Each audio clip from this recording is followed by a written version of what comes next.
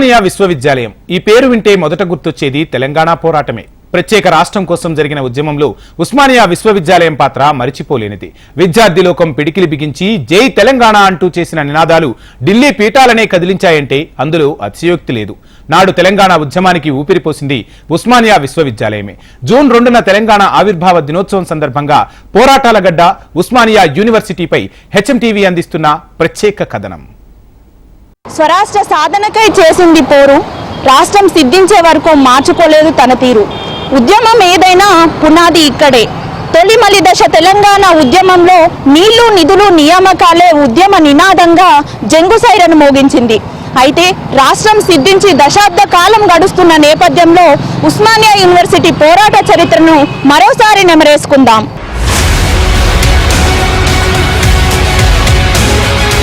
Osmania university ఎన్నో ఉద్యమాలకు ఊపిరిలూదిన నేల ఇది. ఉద్యమం ఏదైనా పునాది మాత్రం ఇక్కడే.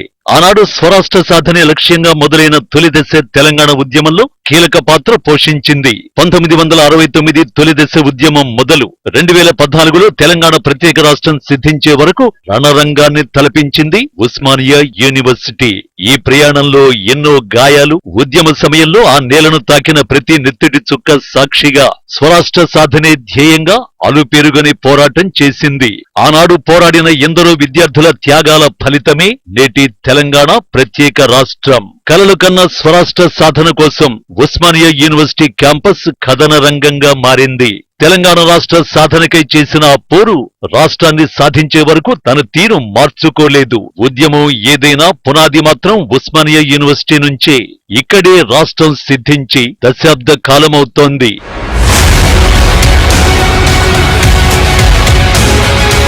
సమైక్య పాలనలో తెలంగాణలో జరుగుతున్న అన్యాయాన్ని మొదటగా గుర్తించిన ఉస్మానియా విద్యార్థి లోకం ఉద్యమ బాట పట్టింది.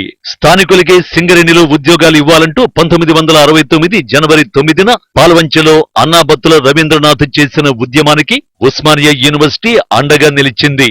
అదే మొదటి అడుగుగా ప్రారంభమైన ఉద్యమం పల్లె పల్లెకు తెలంగాణ భావజాలాన్ని తీసుకువెళ్లడంలో కీలక పాత్ర పోషించారు ఉస్మానియా యూనివర్సిటీ విద్యార్థులు. ఈ ఉద్యమానికి ఉద్యోగులు సైతం మద్దతు తెలపడంతో ఉద్యమం ఉగ్ర రూపం దాల్చింది. విద్యార్థుల ఉద్యమాన్ని పసిగట్టిన నాటి కాసు బ్రహ్మానందరెడ్డి ప్రభుత్వం ఉద్యమాన్ని అణచాలని విద్యార్థులపై కాల్పులు జరిపి నిర్బంధాన్ని విధించింది. ఫలితంగా 369 మంది విద్యార్థులు అమరులయ్యారు. ఆ సమయంలో నిప్పు కణికల్లా మండుతున్న విద్యార్థి లోకంపై నాటి సర్కారు నీళ్లు చల్లింది. కానీ వారిలోని పోరాట పటిమను, స్వరాష్ట్ర కాంక్షను మాత్రం చెరపలేకపోయింది.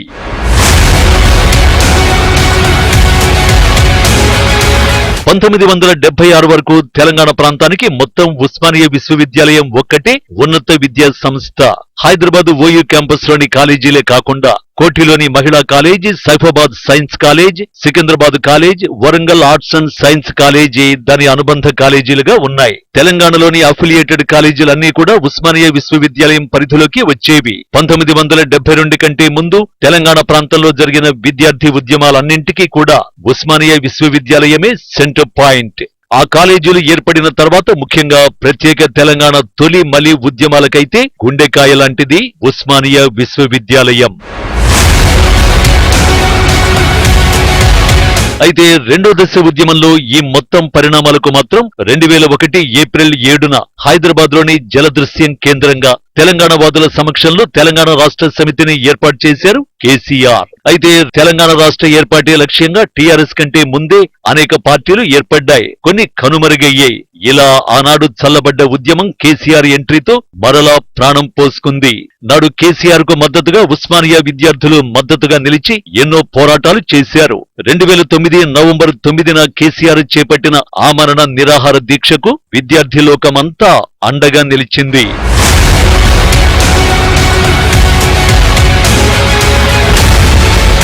అయితే కేసీఆర్ దీక్ష చేపట్టిన నవంబర్ నెల ఉస్మానియా విద్యార్థుల కార్యాచరణకు ఓ కీలకాస్త్రంగా మారింది. నవంబర్ 13న క్యాంపస్ లో సమావేశమైన విద్యార్థులు కేసీఆర్ కు మద్దతు తెలిపేందుకు నిర్ణయించుకున్నారు. ఇందులో భాగంగానే నవంబర్ 18న అన్ని విద్యార్థి సంఘాల నాయకులు కలిసి విద్యార్థి జేఏసీని ఏర్పాటు చేశారు.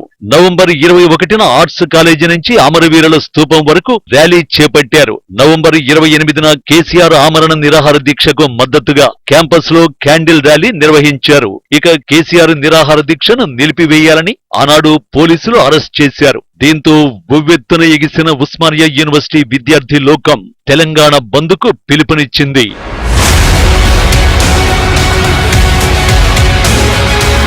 కేసీఆర్ ను అరెస్ట్ చేసిన పోలీసులు కిమ్స్ హాస్పిటల్ కు తరలించగా అక్కడ కూడా తన దీక్షను కొనసాగించారు. దీక్ష విరమించకపోవడంతో కేసీఆర్ ఆరోగ్యం రోజురోజుకి క్షీణిస్తోందని వైద్యులు ప్రకటించారు. దీంతో విషయం తెలుసుకున్న విద్యార్థులు మరోసారి రోడ్లపైకి వచ్చి గర్జించారు.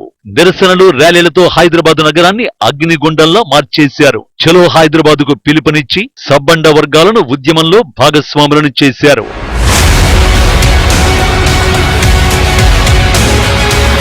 ఇదిలా ఉంటే ఉద్యమ ఉధృతిని పసిగట్టిన ఆంధ్ర నాయకులు సమైక్యాంధ్ర ఉద్యమానికి తెరలేపారు.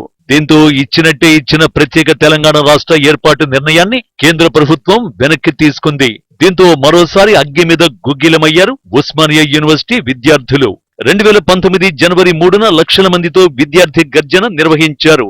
ఇలా మలిదశ ఉద్యమంలో ఎన్నో పోరాటాలకు బీజం పడింది.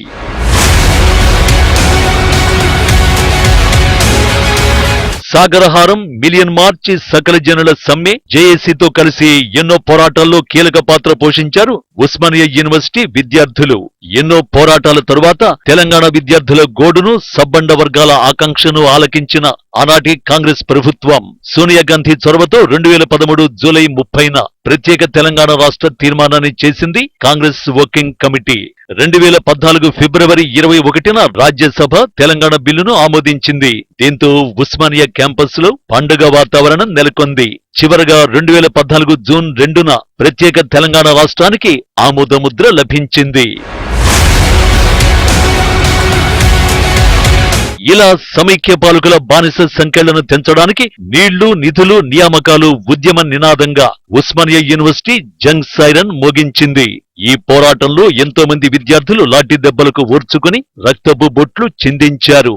ఎందరో అమరుల త్యాగాలకు నిలయమైన ఉస్మానియా యూనివర్సిటీ చివరికి అనుకున్నది సాధించింది.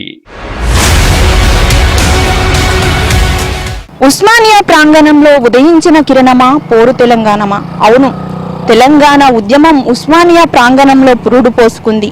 నీళ్లు, నిధులు, నియామకాలే ఉద్యమ నినాదంగా తొలి మలి దశ తెలంగాణ ఉద్యమాన్ని పోరాట పట్టించిన ఘనత ఉస్మానియా విద్యార్థులది.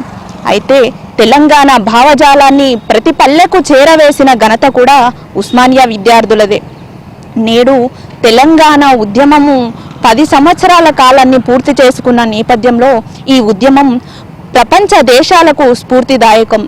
ఈ పోరుబాటలో ఎందరో విద్యార్థులు అమరులయ్యారు.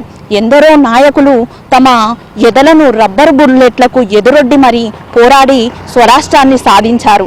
అలాంటి నాయకులందరికీ ఇదే మా వందనం. వీడియో జర్నలిస్ట్ శ్రీకాంత్తో రజిత, HM టీవీ, హైదరాబాద్.